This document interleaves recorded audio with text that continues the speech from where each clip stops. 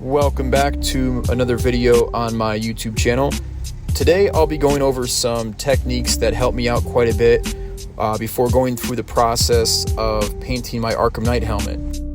Now, I'm not going to bore you with the details on how I printed the helmet, but mainly what I did to prepare myself for the final paint stage in this process. I can't stress this enough, but this stage in your project is probably the most important. The reason why I say that is because if you don't sand enough and use something like along the lines of like a filler primer or sandable primer, and if you don't sand enough, you're not going to really get that smooth finish that you want. So it makes it look like it's a clean, fresh helmet right off the factory floor. And as you can see in this clip here, I'm only using a 400 grit sandpaper.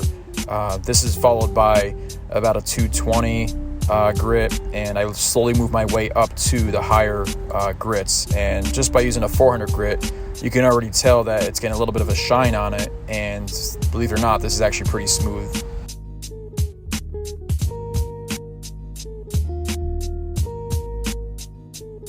Now we move on to wet sanding. The objective here is just to put a little bit of water on your project and sand it with at least a 600 grit sandpaper. Now, the wet sand does help eliminate any excess debris that you can't really see too well with the naked eye, but it's a very easy process to do, and it also makes your print come out very smooth, almost like a glass finish smooth. And you guessed it, more sanding. So here is me basically sanding yet again with wet sand, and this is after I primed it though from our previous step. This again is getting it very smooth before I actually officially paint it. And as you can tell, there is some excess debris here. It's going to be very dirty. So I did have some sanitizing wipes that I wiped it down with, and it did get a lot of that grit off that you can see from my hand. But again, this is super smooth. It may not look it, but it's ready for paint.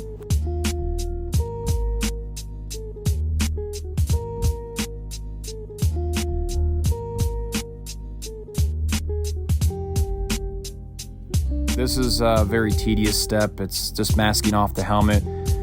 So what I'm doing here is just masking off the middle, like the center of the helmet, before I add the black gloss paint to the outside, which is like the wings and the chin area. And of course, once I'm done painting this entire helmet, I did go back and add some graphite powder to the outside where the chin and the side of the wings here are, just to give it that more natural gunmetal look, so it looks like it's kind of rustic and it's been through some battles here and there. I'm using green frog tape, masking tape here. It works really well, but I did notice that in my past projects, the yellow frog tape works much better. I'll link that down below. It just doesn't leave residue behind, kind of like the green tape does, but I'll link that below. And now it's time to take off the masking tape in the bag that was covering our helmet. I tend to not use as much force with this. I don't want to rip off any paint that we just spent time painting on here. It's very rare that does happen, but especially when you're going around these small corners like this, I always take my time doing it. And you might have already noticed that there is some black residue left in the middle of the helmet, along the sides, but this masking tape isn't 100% foolproof, especially the bag that I used. I knew there was going to be some seams here and there that may have got some black paint through, but it's totally fine because our next stage, once we put the metallic blue on, it's going to be covering all that, so I'm not too worried. And here it is. The black came out really good. I do like it. Again, the black that you see around the middle there, don't even pay attention to that. That's going to be gone. But the black came out very well. I like it.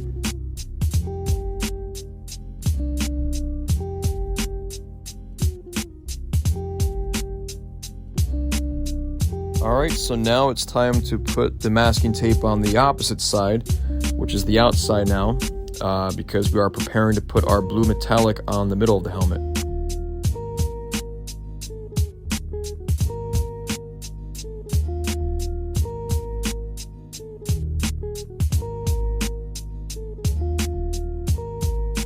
Now the metallic blue that I'm going to be using for the helmet here, it's made by Duplicolor. And before you put that on, that needs a base coat of a chrome metallic, which I'm using right now.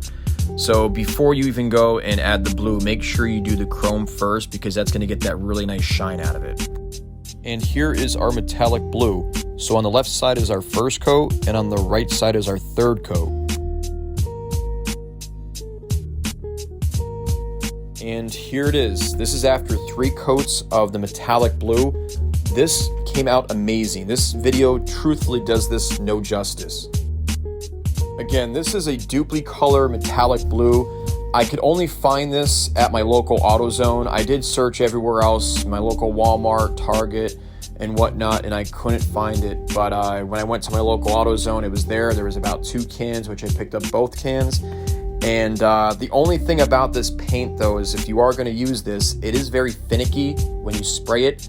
So you got to make sure you're at least 8 to 10 inches away, especially on your first coat. You want to do a very light coat on it, just so you're not going to have any streaks in it, and that is a pain in the ass down the road.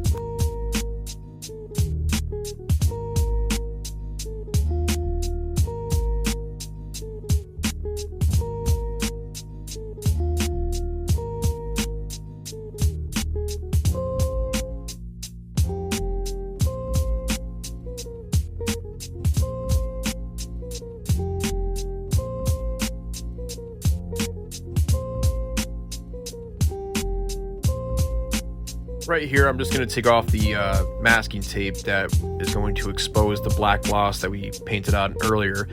I'm using an air duster, and the reason why is because I don't want anything to sit on the actual blue paint itself, any excess paint that may have chipped off the masking tape and whatnot, so that just gets off any excess debris very quickly.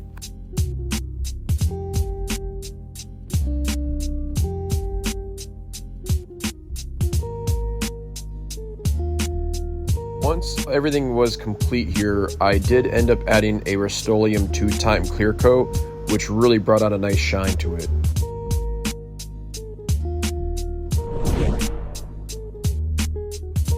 I felt like the black that I painted previously just needed some more character in it, so I decided to go with a graphite powder around all the black that I painted, and this makes it just pop out to make it look more metal. And as you can tell, the shine in it with the light is really nice. And here it is, my finished Arkham Knight helmet. This was truly a very fun project in my opinion. The file was flawless. I found it over at Thingiverse, which I'll link down below. And I must say, this is some of the best work that I've done, and the techniques that I've learned along the way did help me out achieve such a smooth finish, as you can tell. Now I can finally say that the Arkham Knight is officially a part of my helmet collection. Again, I appreciate you guys stopping by and watching my video, and until next time, take care.